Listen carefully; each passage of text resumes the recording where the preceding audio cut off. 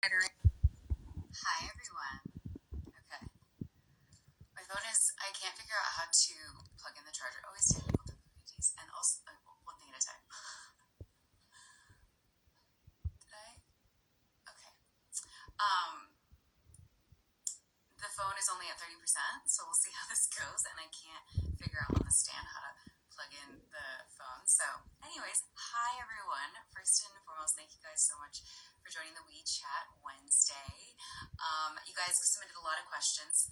Today I'll be joined by Feline, who we together designed mugs and plates for the Sweet and Savory podcast that I'm absolutely obsessed with and so excited to share with you. So much time, energy, love, and detail and care was put into these. This has been going on for, I'll ask Feline when she gets on here, months. And I'm so happy to finally share it with you guys. So I gave a little sneak peek. We'll do it again when Feline comes on, but a couple things. I found new heatless curlers that I'm absolutely obsessed with, but I just took them out, so this is a lot. I also just got my first self-tan from Sugar and Bronze, so we'll see how that turns out. People asked about clothing colors in Orlando at the convention. I'm going to send you pictures. I still haven't taken a picture of myself in the outfits, but I have the colors, so I will on stories post the colors that I'll be wearing. Everything's, just a heads up, is like a light blue, some variation of a light blue. So that's what I'll be wearing for Orlando because I know everyone likes to match in some way, shape, or form. I think that's all to start. Some people asked about the Patreon live Q&A. I'm going to send out newsletters, and I do want to apologize.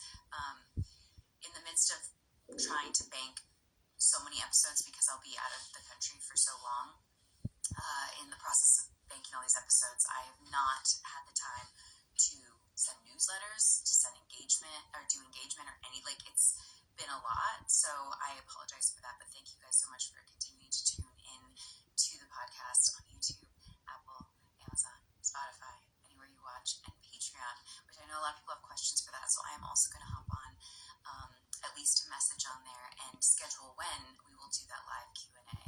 I figured live Q&As for Patreon will mainly be towards the end of the month because we can then talk about the episodes for the whole month. I'm assuming this first live that I do for the first month of Patreon will cover all the episodes so far. But then after that, at the end of the month, we can really talk about the episodes that came out for the month. So that will be happening soon. I will figure out a date and pencil that in and let you guys know when that will be happening. And also I'll communicate via Patreon to see what kind of time works the best for everyone around the world. Because as we know, the podcast goes live at 3 a.m., which I don't know if I want to go live at 3 a.m., but we'll figure out a balance as to when we can do that for Patreon. I know there's a video too from the last episode with Emily that cuts to go to Patreon. I'm going to make that live so everyone can watch that, but at least get familiar with Patreon once it's been out for people that are members on the site, and then you guys can see if you're somebody who likes Patreon. You can check it out, because I know a lot of people have been asking, like, what was in that clip? So you'll be able to see that as well. So anyways, that's a little update, I think, of everything you guys asked that was outside of the stuff I'm doing with Feline right now. So I'm going to bring Feline on. I think that's everything. Yes. I'm going to bring Feline on, and we're going to talk all about the mugs and the plates. Okay. Oh, wait, I should check real quick. Yes. Lots of questions that will all be answered. I'm seeing a lot of stuff coming in. It'll all be answered.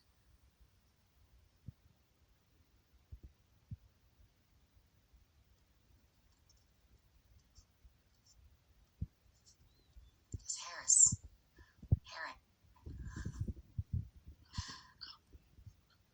Hi, Feline. Hi, Danielle. I'm going to turn up my volume just a little bit. There we go. How are you? Now I'm nervous and excited, and It's nothing to be nervous about at all, but I understand being live can do that sometimes. But I gave a little sneak peek. Do you have them with you as well, the cups and the plates? have them with me, yeah. Do you want to? We'll just show people. I'm so excited. Yeah, I can show them. And I have so many questions to ask you, Feline, that came in from people. This cup is just holding in my hand and all the detail, and I want you to explain the process, because as you know, through months of talking about this with you. Yeah. I don't understand the process at all, so I'll let you be the one that explains it. But designing this with you was such a joy, and every single person that has come on the podcast since I've received these has wanted them. So I think they have to be like parting gifts with every guest because they're all obsessed. And I'm like, you can't take them yet. I only have 4. So I just love it. And then I also wanted to show everyone the plate as well. That is just stunning, and holding ceramics in your hands, and everything I was going to say. And then the back, if you can see the signature. Yeah, yours is better. You can see better on yours. This one has coffee in it, so I can't tilt that one upside down. But this one, same thing. I'm like trying to get our signatures. And then on the inside, You got this. And then here's the heart on the back. The hearts, yeah. So I have some questions for you, Feline. But first and foremost, when did this first start? How many months ago was it? Do you remember? I think it was end of January, February, I think. Yeah, So okay. Yeah. That was the start of everything, yeah. And someone had asked, like, how did this come about? And how it came about is you have been doing ceramics, which I'll let you tell your story, and you gave me 2 of your, 3. You gave me 3 of your handmade mugs, and I loved them. And then when I started the podcast, I reached out to you and I was like, would you be willing? So maybe it would have been right when the podcast started. Oh, no. Before the podcast went live, I think we started talking. So I reached out to you and I said, would you be willing, because we're sitting here eating, I was like, I need plates, I need cups. People are, I was like, would you be willing to make custom cups and plates? Well, you came up with the plates, but I was like, custom cups for the podcast. And you said yes. And then it took months of us really finessing it so that it was perfect. And and so I know people had asked how it came to be, but that's how it came to be, was you shared your fantastic artistry with me. And I love the ones you gave me. I love. Sorry, phone calls. I need to tell them to do not disturb. That I love so much that there's something really special about holding something that's handmade in your hands. That's really special. And so I'll let you do some of the talking as well. Let me see. Well, first of all, Feline, explain to me your story, who you are and how you got into ceramics, because I don't even know if we fully talked about that. No. So I live in Belgium. I'm a mom of 2 kids. And about 6 years ago, I did a career switch. So I used to work in biotechnology, so, research for cancer and diabetes. And then I think a few years in, I was starting to get bored a bit, so I needed an extra challenge next to my job. So I started making candles just as a hobby. And then I became a mom. But then I think in my last year in biotech, I started working with a coach because I felt like the thing I was doing wasn't challenging me enough. So I was like, I need a change or something extra. So we made a plan that I was going to go back to 80% in biotech and then start a business. That was the plan. Of course, universe sometimes, tells screw the plan. So when I was 6 months pregnant with Audra, I got fired because of financial issues in the business. But then my plan of starting the business next to my primary job was gone because I didn't have a primary job anymore. So you need to have, a primary job. So I started thinking, what should I be doing now? So again, I went looking for a job, but then I got the feedback that I was too ambitious in a way. And I was like, that's a strange comment. So I saw it as a sign of the universe saying, this is not what you should be doing. And in Belgium, you have like a program when you lose your job and you want to start a business, you get a year of some kind of financial support to start the business. But then you have to follow the rules. And you have to keep applying for jobs. So we did that, but that was in 2020. So I had the toddler running around, I had a newborn baby, and COVID happened. Yeah. So basically the first year was like, survival, because you had the lockdowns. I didn't have, a backup in a way. So that was the first year of my business. And it was just candles in the beginning. And then I think 2 years ago, I fell in love with pottery. And that was like adding something extra to my business, like candles and ceramics. It was just a great fit. And I'm just, figuring out how I want to do it and really build something that is, sustainable in a way. So that is my story of building a business from scratch and not having any experience in marketing and selling stuff. So, yeah. I wanted to say first off, like, I applaud you on the courage it takes to do what you're doing. Starting a business is terrifying. And because there's so many bumps in the road that are going to continue to happen, and now that it's officially live and people are purchasing stuff, like, there'll be like, there's going to be missteps, but I love supporting you. I love supporting women, whether it's you or Fanny, that are starting these companies because you're following your passion and your desires instead of, that you took the brave step of going, I'm not going to do that thing that doesn't bring me joy and happiness. And I really applaud you for doing that, even though the universe nudged you a little bit with the job going away.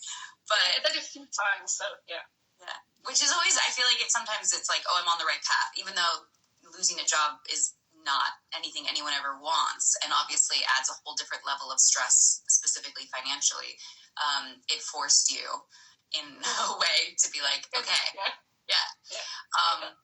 But I applaud you for doing it, for taking this leap. I know that during this process, you've had many days where you're like, I'm nervous. I don't know. Wait, are we? And I'm like, it's going to be great. I'm here. There's going to be bumps, but but the creative process was smooth sailing. It just took time. But really, I mean, that's where your passion really showed. I mean, when you were pitching ideas and we were figuring out and fine tuning it and deciding on the stamps for the podcast and the signatures and like when you were like, let's write something at the bottom, and so I wrote, you got this, and you put it, and the heart, even, that's all drawing those things and you putting them in there. And I just your passion for it is very palpable. So I love that. But thank you for telling the story. I want to see if there's I said how this collab came about. Where did we begin? Where did we begin with the creative process? I think we just decided at first we wanted a cup because someone said it was like a cup, and at first, remember, I was like, I just want like a tulip design cup with no handle, and you're like, which I think must be in the fridge right now, holding my yesterday's coffee. I forgot to grab it because I carry a mug with me normally that doesn't have a handle. Yeah.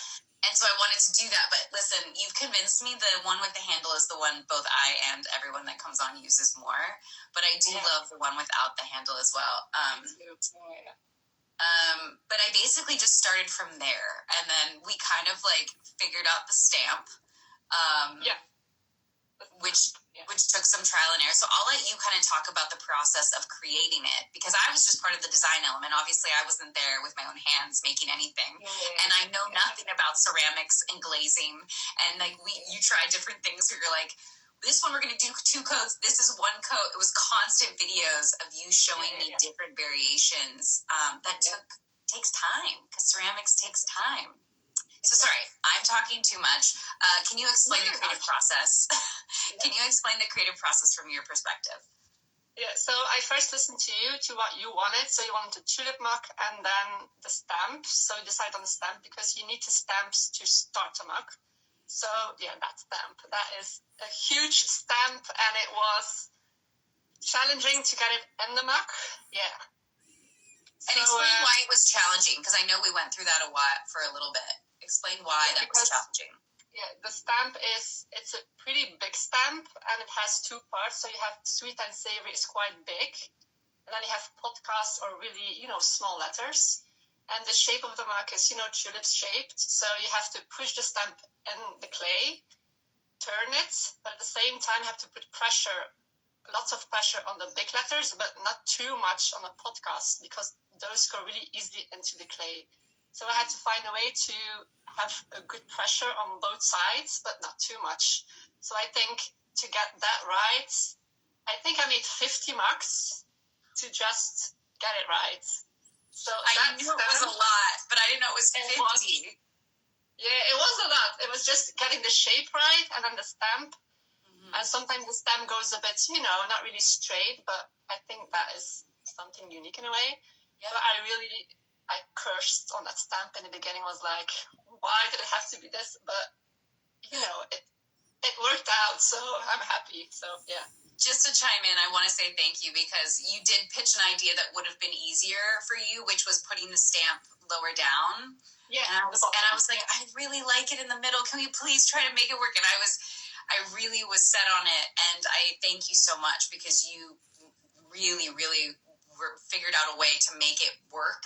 And I know it takes time and very delicate touch to make it perfect. So anyways, I'll let you continue. So after the stamp. Yeah. So basically, when I ordered the stamp, I had to wait a bit to get them. So I already started thinking about the glazing, so about the colors. Mm-hmm. Because I knew the color red had to be a part of it. And that's not a color that I normally use. Mm-hmm. So I had to find a good glaze that really, fit with the podcast and stuff. Yeah. And I wanted to combine it with something soft, which is my favorite color of the mug in a way. And I tried just this combination, and it immediately was the right combination. So I was really happy to get those combinations. So that was waiting for the stamps. And then when the stamps arrived, I started making the mugs. So you start from a ball of clay, and then you throw the mug on the wheel in the tulip shape. And then you have to let the mug dry for a day, so overnight, because the clay has to be a bit, leather hard. It needs to be tougher than, just a soft clay. Mm-hmm. And then the next day, you need to trim it, which means you remove the excess of the clay, and then you add the stamps. Where's the excess? What is the excess? If there's too much clay, so normally when you have a mug, like this shape is not really visible, so you just remove it by trimming it, so you remove too much clay in a way. Okay. Yeah, so then you have to add details. So one thing that I always do is adding the 4 lines. That's something I always have, because I have something with the number 4, and it's also your lucky number, so that was, pretty cool. It was. And then basically everything you have to push in the clay, you need to do at that phase. So the stamping, so the autograph of you and my maker's mark, which is something that every pottery artist uses, because it's like to identify. So when I go to a restaurant, I'm the one picking up mugs and looking at the bottom to see who made the mug. Yeah. So that's the maker's mark. So and it's really turned out really, really well. The details in it are really well. So next step was this stamp, getting in the clay, and then if you want to add a handle, that also needs to happen then. So then you have to, make a handle, put it on the mug, and then basically you need to let the mug dry for about a week. Just out in the sun, or where does it dry? No, not in the sun. Like when you have a mug with a handle, it needs to dry really, really slow, because you have 2 parts that you bring together. So it could be that this is drier than this handle, so it needs to dry really slowly in a box. I usually do. So and this mug is just in my studio on a shelf. So so they're drying for about a week, so they have to be really, really dry. Because the next step is putting them in the kiln. So basically the kiln is like a big oven in a way that goes to really high temperatures. Mm-hmm. So they have to be dry, otherwise your pieces could explode in the kiln. And that is not something you want to have. No. Got it. So if there's any moisture, they can crack and explode. Okay. It needs to be away. So then basically you put them in the kiln. That goes to, I think, 950 degrees Celsius. That's basically called bisque firing. So they get the pieces really, permanent, the permanent shape, so they don't break anymore. Mm-hmm. But also they can still absorb the glazes you will add afterwards. So the kiln takes about 48 hours to cool down, so to heat and to cool down. So it's a really long time. Mm-hmm. And then after the bisque firing, you have the glazing. So that's basically, adding the colors to the mug. So none of this was put on before the bisque, the bisque fire, the bisque. Okay, and then this is after. Okay. And then, but this is multi-layered, right? And there's different ones because there's a glaze on the inside, correct? That's like a... Yeah. Okay, I'll let you continue.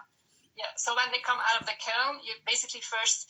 I usually feel on my mug if there's something sharp, like with the logo, feeling and just you sand it so that all the sharp stuff is gone.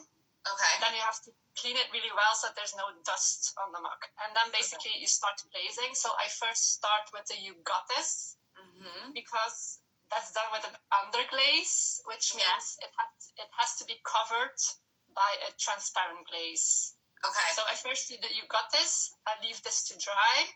And in the meantime, I do this one. Okay. Which is basically the one that takes the most time because it is, really detailed. And we first tried it without coloring in, but it didn't really, work out. So then I said, I'm going to try to make it red too. Which is hand done. You are painting. Yeah. I just want to be clear with everyone. This is the stamp, and then you hand paint the red in there. Yeah. So I think that step takes about, 45 minutes per mug. Just round up to an hour. So that's an hour. Okay. It takes a long time to get it really because you have to add multiple layers. So I first do, a rough filling up and then I wipe it off again and then I really fill in the small details to get it really, clear. And then next up is the transparent glaze inside the mug. So that is covering the stamp because, to make sure that the stamp doesn't go away. Mm-hmm. That's 3 layers. And then it's the outside. It's with the sketch, with the river, which is like all with brushing too. So that's about, 3 to 4 layers each. And do you have to wait for it to dry between each layer? And then when you said so do you draw it with pencil on the mug first and then paint? Yeah. Okay, so you have because kind of a guideline. I wanted to have the river, but like you said, the river movement a bit. Yeah. And I wanted to be, as perfect as possible. So I then just follow the line with, I think I first start with the soft white one, and then at the end I add the red accents to it. That's 4 layers each. So, let's just say this design is a really intensive one to do. Yeah. But it's a beautiful one. It's like... It's stunning, Celine. And you added, and I'll love to know when you added this, you did this was a surprise to me, is you added the little heart here, and you added the little sun here. It's hard to see. But you added those 2, which were you're look at that. And I was like, oh my God. And I love the heart because when you hold it, you feel the heart. I love that little detail. So I know you had sent versions of different, so this is 4, because again, you did I think first you did maybe 2, was it 2? And I was like, 3 layers. 3 layers, and I was like, I think it needs more. Yeah. And I think too, we kind of discussed was this river idea of going with the flow too, which is a lot of life. And we've had to deal with both of us, but specifically I feel like I've been having to be the voice of reason when you're perfection. I was like, no, each one is so unique in its own right. Because there are going to be differences with each one because they're handmade. And I think the fact that I wouldn't call them imperfections, but the fact that each and every one is slightly different just because it has to be, it's not made by a machine, is what makes these so special. Sorry, but after the glaze, so you did the 4 glazes here, you do this. How do you get the one on the inside? Do you use a brush? Because beyond writing this and glazing the inside has to be so hard. No, so the stamp itself, so I asked you to write it down. Yeah. And then I made a stamp of it. Oh, so this one you got. I was like, you're not having to copy what I wrote, right? No, this is a stamp of what I wrote.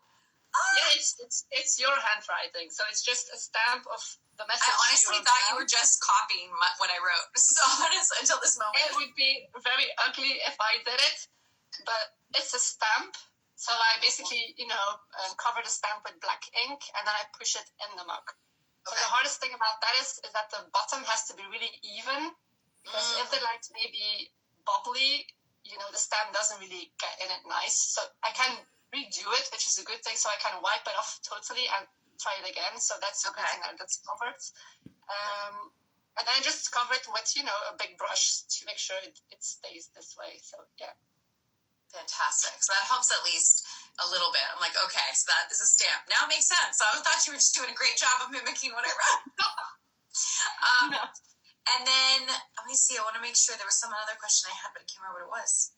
Do you have to, after you do the glazes, do those just self-dry, or do those also have to be, bisqued or fired? No, they just have to dry, overnight to be sure that the glazes are, dry enough. And then you just put them again in the kiln. The kiln, you do that again. Okay. Yeah, that's the glaze firing. So basically, a glaze is I'm not going to say paint, it's like a mixture of different elements, like minerals and glass-forming elements. So basically, they will melt in the kiln and form like a glass effect on the pot.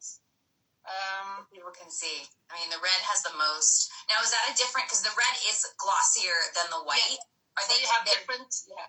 You have different glazes. So you have glossy glazes. You have matte glazes. You have transparent, like this one inside. So you have different kind of glazes, different colors. You can combine. There are lots of options.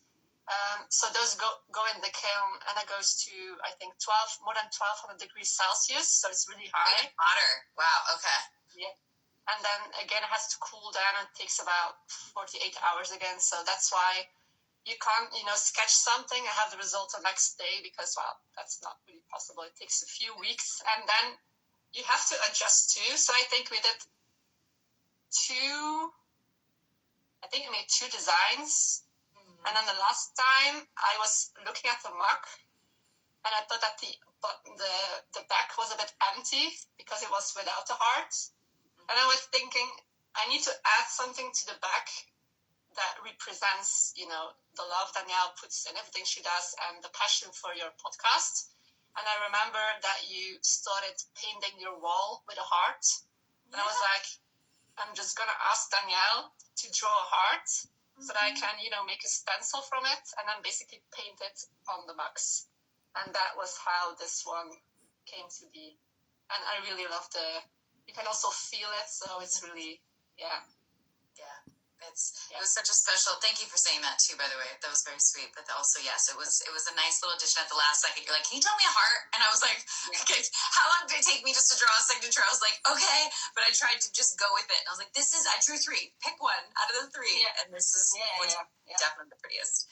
I loved that little addition. So, would you say, out of all the ones you made, because you said you made like 50, are all of the ones that were just tests? I mean, you could use them, I guess, but like, technically they're like test ones. So what happens to the ones that were the test subjects?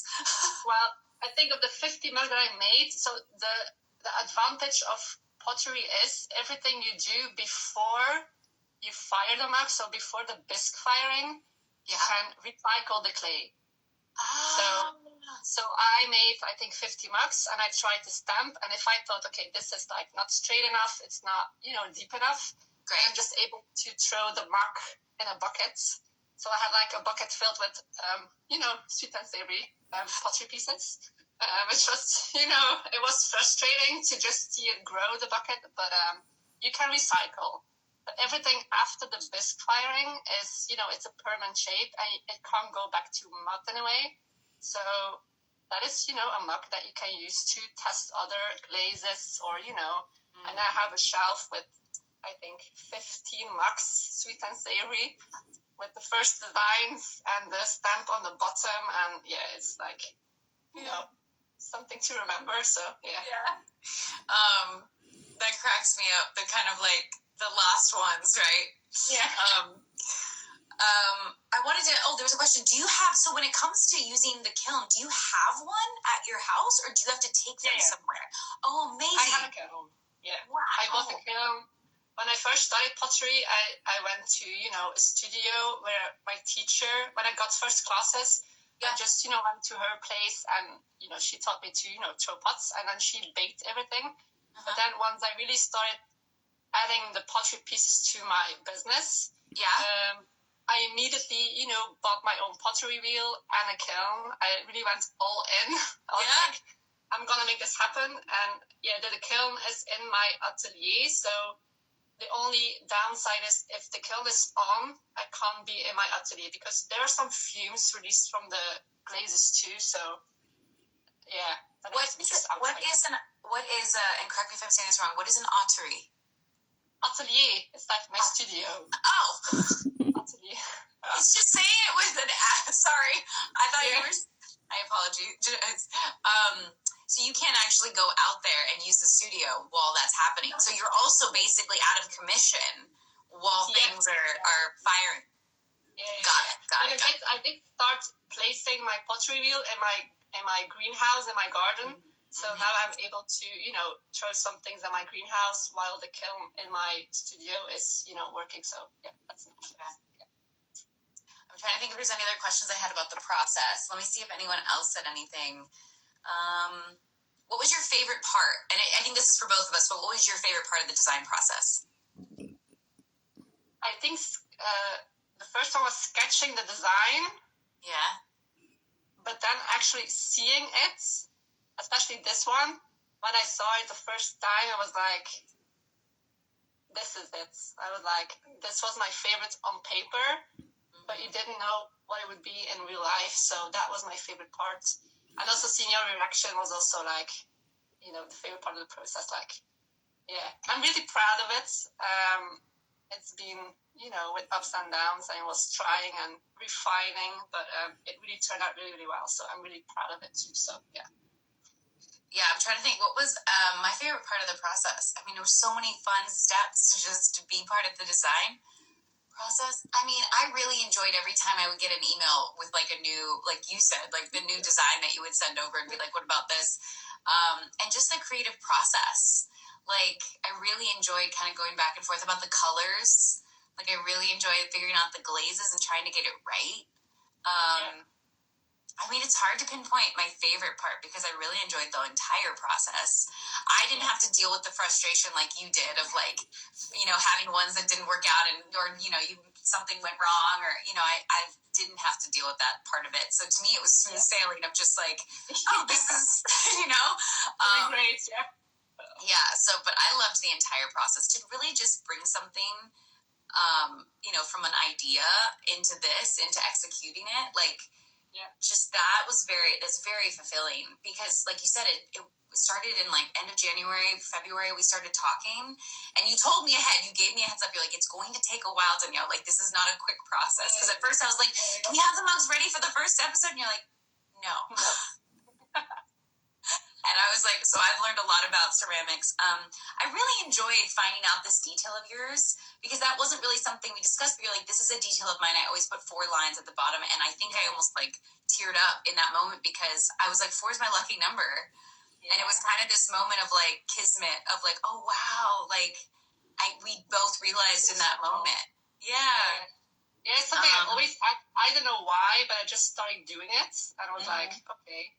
And it's just, it's an accent of mine in our mug. So, yeah.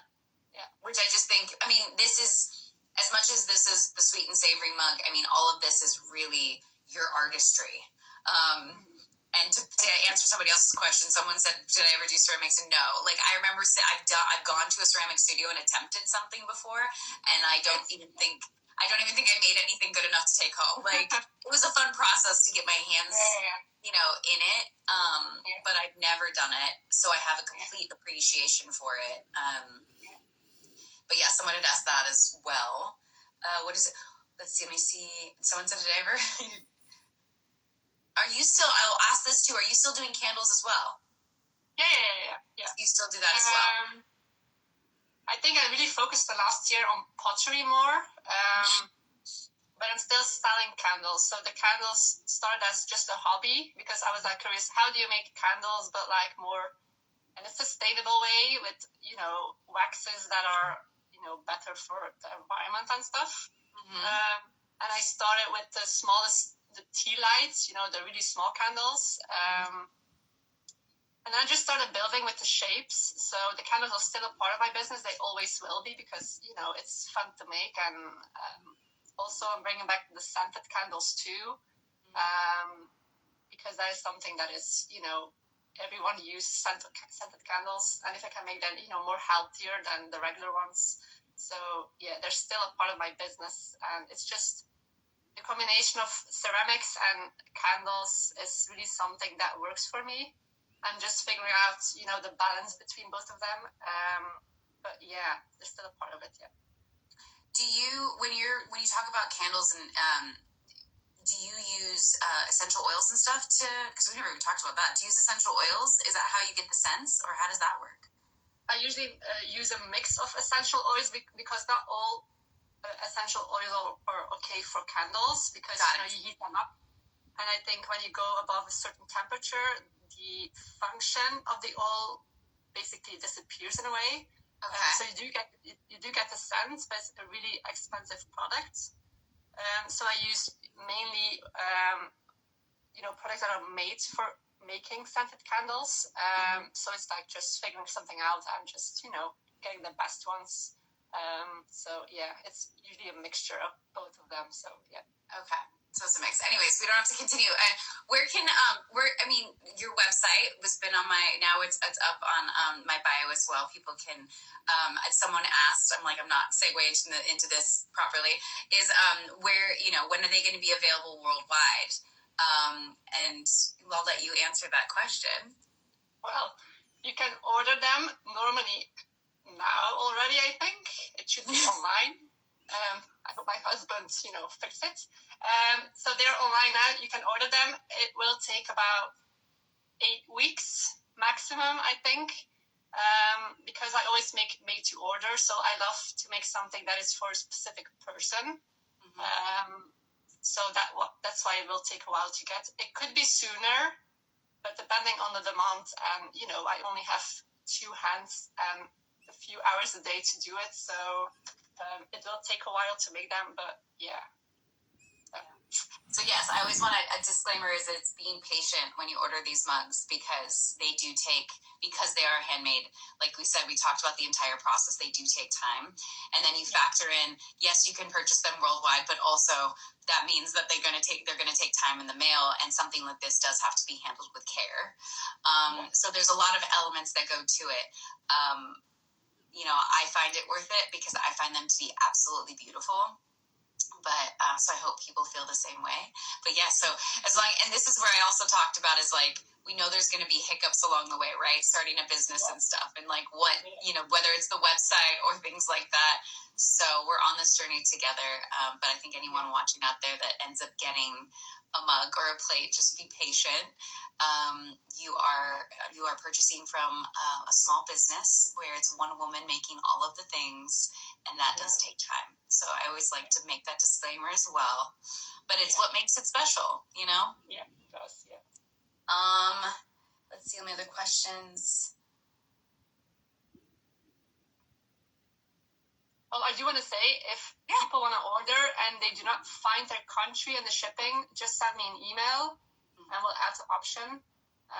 Because, I don't know where everyone lives in a way, so it is possible to get it, worldwide in a way, but I will have maybe some options, so yeah. Okay, so if it doesn't list it as one of the countries, then just email you. Okay. Yeah. How long did it take? This will be, I think, an interesting question to ask because I know that you are a perfectionist, but someone had asked, how long did it take you to perfect your craft? I think I'm still perfecting it. I was going to say, I know what you're going to say. For this mug, it took from the end of January till now, in a way, to really get it perfect. But I think depends on what you make. I'm still learning every single day. I still see myself as someone who's just started in a way. If I look at other ceramic artists, they do everything, the big phases and the plates, and I'm focusing on mugs now. But I think I learn every single day, and every pottery piece is just different, and it needs, different techniques and stuff. And that's something that I love. It's like you keep learning every single day, and that is the challenge that I need to just, to keep growing and to keep figuring everything out. So yeah, it's like, I don't think I'm a perfectionist, but I'm not a perfect potter yet in a way. So I never will be. I always find something that is not good enough. So yeah. Well, I hope you yourself can know that you're doing your best and that those little imperfections are what make them so special. And I think what's beautiful about art is there's no such thing as perfect. I mean, that's one of the both beautiful things but also frustrating things about art is that it's never meant to be perfect. Perfect kind of also equates to sterile and kind of like, almost machine made. You can find something that's quote unquote perfect, but that's not special. So I love all the little imperfections. So I get that. I knew you were going to answer something like that, though, going through this entire process with you. You know me by now. And I think just so I can have and you can round up a little bit because I know things can go wrong. As someone said, and I know you've kind of logged the hours, but how long does it take to make one mug in totality? Like how long? I think 2 weeks. That's with the drying time. So you start from a ball of clay, let it dry overnight, then it needs to be trimmed, drying a week. Yeah, I think 2 weeks because the kiln takes a long time to cool down. So you basically have really to wait 4 days, to get the kiln cooled down. So I think 2 weeks. But I do say production time is 8 weeks because, I will be making more than one mug. And I'm not firing my kiln if it's not fully loaded because also that's not really good for, the elements of the kiln itself. So for one mug, it takes 2 weeks. But, there's always something that can go wrong. Like if your handle cracks off, it's frustrating. You have to start again. So many things can go wrong. And, I like to say 8 weeks do not have any time pressure on it because when I put pressure on something, it usually goes wrong. So yeah, but 2 weeks for one mug. Okay. Let's see.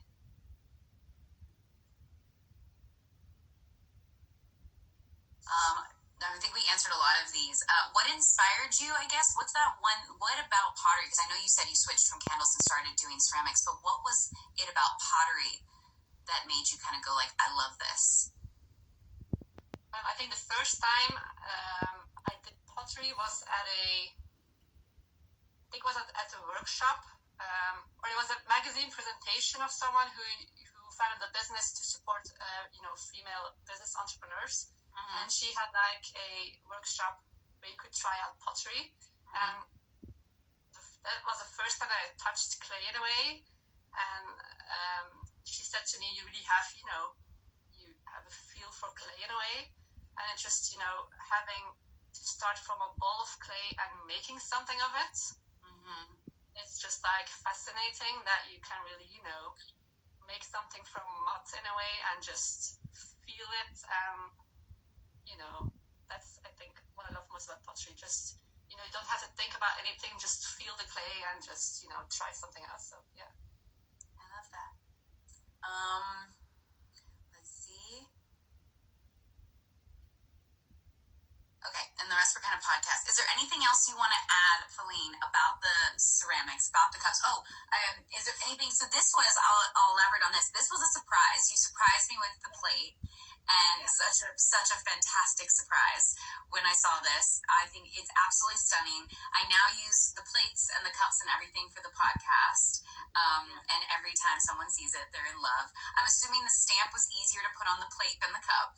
Yeah, because it was a flat surface, so you just have to push the stamp in it. I was like making a mess of like maybe it would be a good thing to add a plate, and I wanted to, in a way, get the S shape. A bit of sweet and savory in it. Yeah. Which turned out really, really well. And I decided, to add both colors too. And this side where the stamp is in is not glazed, so that is just really the clay you see. Mm-hmm. But it's I like the shiny part too, so that is, yeah. So yeah, I can see it. Yeah. Fantastic. Okay, at my front gate for a while now. 1 second while I go handle this because they're gonna keep calling until I go check it out. Yeah, 1 second, Celine. 1 second, everybody. Yeah.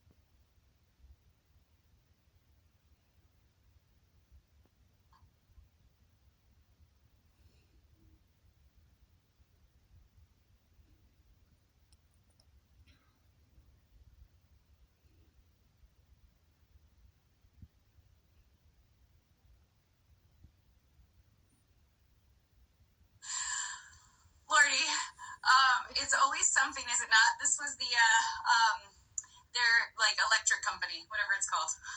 I was like, they just kept ringing and ringing, and I was like, if this person calls one more time. Anyways, I'm back. Sorry. So yes, I love both the plates and the cups. It's just so fantastic, so stunning. We also have obviously the original one without the handle, which I love as well. I also love, Feline, that you had sent me, yes, there's the one, that you had sent me this kind of cool concept that I didn't think of, and someone else that came on the podcast also mentioned it, is you sent me pictures of that mug specifically with like a plant in it or pencils in it. Or like, and it was such a great concept because that's what a couple people that have loved the mugs have said. And one, I gave one away, and then the first person that came in and wanted it, and then after I said, no, now I'm down to 3. You can't take any more mugs. But the first person was like, it's just such a beautiful piece of art. They're like, I'm going to put it on a shelf and use it, which I never thought of until you sent me those pictures and this person had mentioned it. So I love that it can also just be kind of this piece of art that is on the shelf. Yeah. Sorry, I'm going to Hermel's now. I had to run and run back. It's always something. Is there anything else, Feline? It's live now. The website is live. You can see it in my bio. Also, I encourage everyone to go check out the rest of your work, Feline, from your candles to your ceramics, everything that you make. If anything speaks to people, I think like I said, I'll go back to it. I just think it's absolutely fantastic that you started this business. It's not an easy thing to do, and I'm really proud of you. I'm happy to support and to be, having your artistry be a part of this podcast, which is all about, supporting women's journeys, and I'm really, really just proud of you. So, yeah. I'm really grateful that I could make this for you. It was a huge challenge to get it all done. But I think it really represents who you are in a way. Like with the You Got This, you're someone who always, inspires and motivates people. And I hope when people use a mug and they see that inside the mug, that they will just, do what you want to do. If you want to build a business or you have an idea, just, do it. Take steps. Don't postpone anything because, there will never be a perfect time to do anything. So, just do what you want to do. I mean, you only live once, and I'm like, you have to try.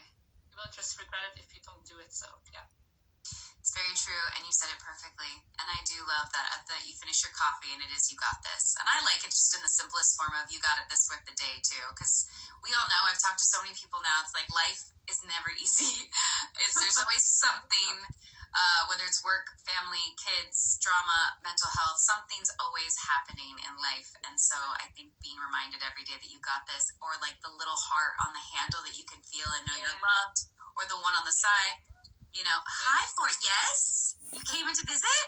No, you're going to stand on the stand? Can you not do that? You want to come in to say hello? Come on. This isn't going to go well. You're going to jump and then you're going to fall. Hold on. Ford will say hi. Okay. Okay. He's like, He knows the suitcases are packed, by the way, and so he's been very needy because he knows. Yeah. He knows. But no, I really admire you, and I'm inspired by the fact that you're juggling it all and you're doing it all, and I know that it's scary, and I'm just proud of you. Anyone out there that is interested or wants to, go check out the website. I'm grateful that you said yes to making these mugs. I'm honestly grateful because they're so beautiful. But no. Oh yeah, and the first 50 orders get a autograph of you, so that is something extra. So yeah. Yes, thank you for adding that because I would have forgot. There's been so many elements. I'm like, wait, what's the other thing? Yes, and then there's that as well, the first 50 orders. So I'm very excited about that. But no, be patient with Feline, everyone out there. If you do decide to purchase the mug, please be patient. It takes time, but that's what makes it so special. Yeah, true. Okay. Thank you so much. Anything else you want to add, Feline? I'm going to hop off and just talk a little bit about some podcast questions that came in. Okay.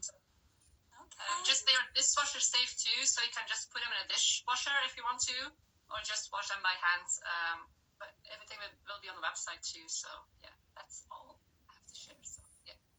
Fantastic. Okay, Ford, do you want to get down now? Yes, quick hello. Okay. Feline, have a fantastic day. It was great chatting with you, and I will talk to you very soon. Yeah, we will. Thank you, Danielle. Bye, Feline. I know how to do this now. I'm so proud of myself. You do. You got this. That was awesome. And like she said, you got this. I think it's such an important message every day to remind ourselves, because some days are hard. So it's nice to have that little reminder. Some people also submitted some questions about the podcast that I wanted to touch on. Again, I want to say thank you so much for all your support and love throughout this journey. It's been, as any business, because I'm viewing the podcast as a business, it has been a journey. I'm not working with a huge production company, so everything is by me with 3 iPhones and lights and a room that I built with friends and family and love. And it's been a journey. So, and, editing and social media clips and all the different sites. And so I just want to say thank you so much for being a part of this. Every time I get a positive review,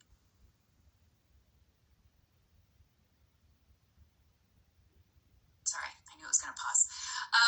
Every time I get a positive review, it's a reminder of why I'm doing this, because obviously every time I interview another woman too, it is, but it's a lot of work, and there's days when I'm like, oh my God, should I be doing this?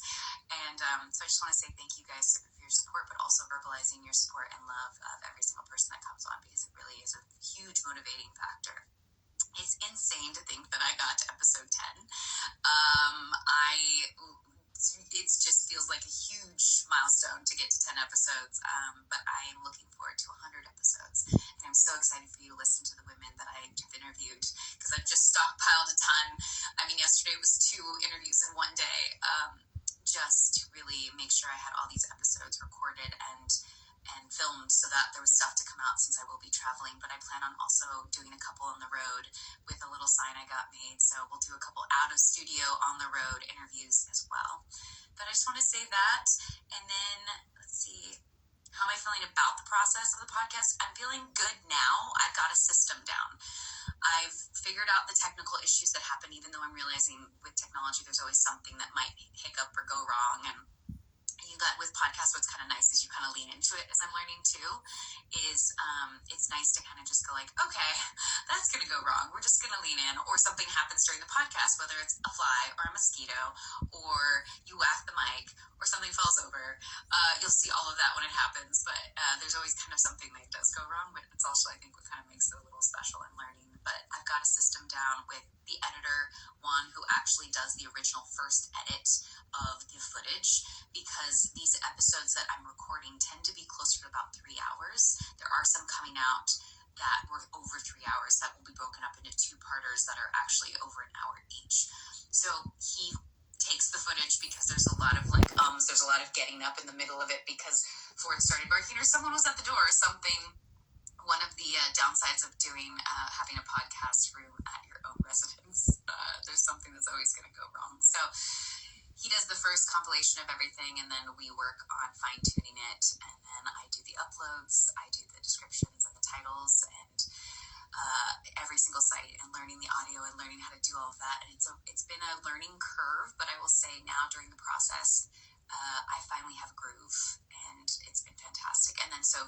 obviously puts together all the social media clips with my guidelines of transcribing and things like that. So it's a team effort, but it's still, just the three of us making it all happen. So thank you for your patience. But yes, the process has become much smoother because I finally have figured out a groove, which is very nice to have.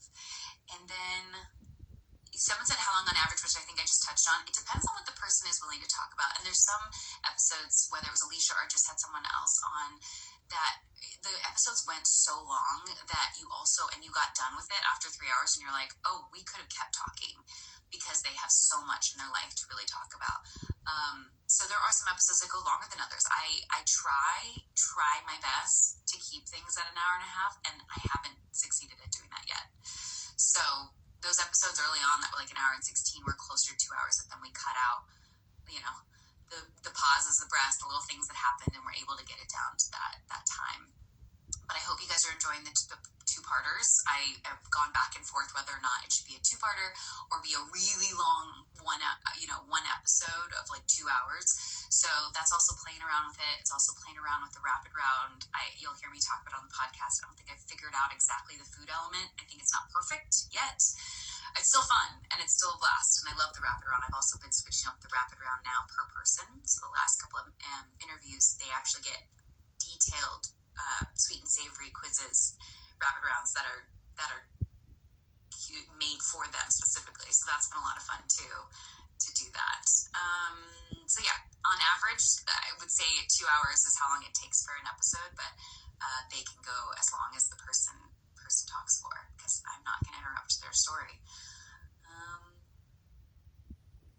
What is the biggest takeaway from the chat so far? I think the biggest takeaway from the chats is just, I get really emotional. I think it was when I talked to Courtney, I said, I feel very grounded after a podcast episode. I feel very fulfilled. It feels something that talking to women about their stories, it's just really special. And I think it's also very humbling and to be able to look at us all and know we all have taken different paths, but there's so many similarities and the struggle is real for everyone, and everyone's just trying to make it and figure it out, and baby steps and doing our best. And I think there's something really special about that, but also to have a retrospective look on life that, everyone's path is different and no one really knows what that path is going to be. And obviously when you can look back on things, you're like, well, I did this one thing and I didn't think it was going to go well, but then it did. It's like Feline, getting laid off from a job. She was able to focus on her ceramics and her candle making, when in the moment, I'm sure that's really stressful. And so when I get to talk to these women and retrospectively look back at their lives, it's beautiful to see that even those moments in life, you look back and you go, no, everything happened for a reason. So it's just very fulfilling, very humbling, very grounding to talk to all these women. And I hope that everyone I've interviewed so far, I've been able to relate in some way. And I think everyone that's watching can also find a way to relate to each guest. And I think that's really special, because I think there's a part of life that we're trying to figure out our purpose, but also, also not wanting to be alone. And sometimes we feel very alone in our struggles and in our journey. And I hope that getting to hear other women's paths, you can also go okay, they went through the same thing as me and they made it through, or they didn't know what they were doing and somehow it worked out. I hope that resonates with a lot of people. So it feels good. It also feels very emotional. I get very emotional these days for the episodes. My favorite food item, there's been a lot of good food so far. I think I liked the one that came to mind, at least. I'm trying to remember them all. I think my favorite so far has probably been the pad thai. Although recently I had someone that wanted, if anyone knows what these are, which I think internationally you guys might not know, but oh my god, now I can't remember. I was going to call Mike and Ike's, but they're not Mike and Ike's. Oh my god, they're purple and white. What are they called? They're candy that's purple and white and tastes like licorice. Somebody wanted those with olives, and such an interesting mix, and I actually really enjoyed it. It was quite shocking, but that was a fun one to do, and that was a fun, interesting. But I think the pad thai, maybe I was just so hungry. Oh, but the Venezuelan food with Valentina, that was such an experience for me, which I really loved because she was sharing with me her culture, and I just really loved that. some people have talked about doing some more home cooking and things, so then we can actually incorporate someone cooking. But I was like, I cannot multitask like that. I don't think I could do an interview and cook, so I don't think that's going to happen. But I love the concept of that. But yeah, the Venezuelan food, the pad thai, were two that at least jump out at me. But I've loved every single one. The tacos with Emily were so good. I love roadside taco. So yeah, it's hard to name the favorite, but those have all been great. I can't even remember the first ones. I know Danielle did ribs, which were fantastic as well, but they were cold by the time we ate them. So I can't remember everybody else, but always good stuff. So yeah, I just want to say thank you so much for all your support in the podcast. It's been quite a journey. I can't believe it's already going on 3 months of doing it, and I'm still alive. Because it's been a lot, but I've really loved it. Thank you guys so much for all your support and love for the podcast. Thank you for your support and love and all the things. The collaboration with Fanny, the collaboration with Feline. I hope you guys are loving the stuff. This is not, obviously, there's no requirement to purchase things or anything like that. If something speaks to you, it all comes from the heart, whether it's the mugs that are very special and hopefully resonate with you, and if they resonate with you, that I would love that. And then, the clothing line with Fanny, it's really about making stuff that feels empowering and puts a smile on your face and things like that, while also supporting women-owned businesses that are small businesses, which I think is also extremely special. So if it resonates with you, fantastic. I love that. Thank you for your support. But yeah, I just wanted to put that out there.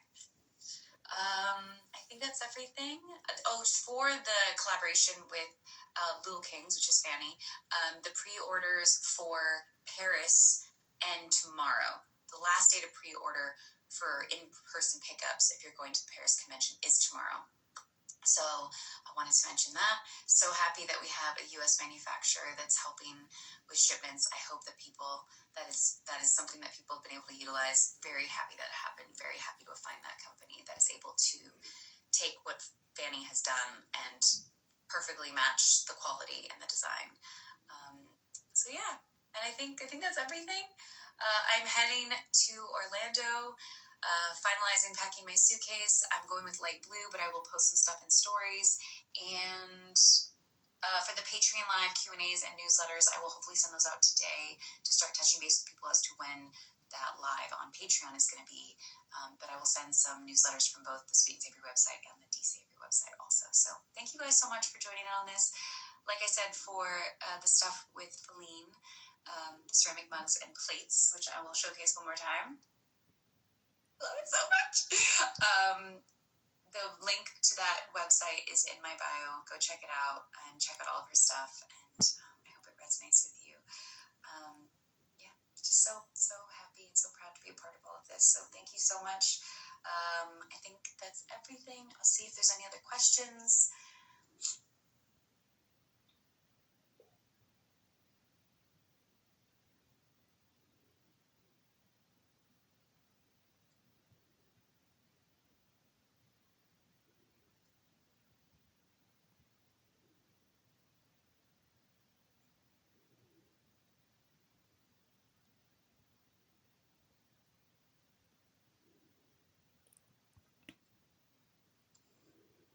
Sorry, I'm just reading some questions.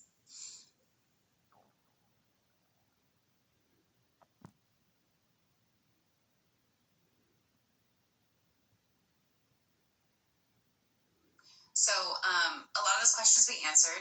I did want to touch on WeChats. I think WeChats might only go down to once a month because the balancing act of everything has been hard. People said some questions were, how do I come up with topics? It really is you guys engaging with me. And I try to be on top of it as much as possible. When I do submit those question boxes, that is something I really draw from. So if somebody wants to talk about, because some people just brought up some stuff, rheumatoid arthritis, or talking about sexuality or anything like that, I am always open to talk about have those conversations. And that's really where the topics come from, is when someone wants to talk about something, that's passionate about something. I understand it's hard to want to talk about something on a public platform, so that can be nerve-wracking, so I never want anyone to feel pressured.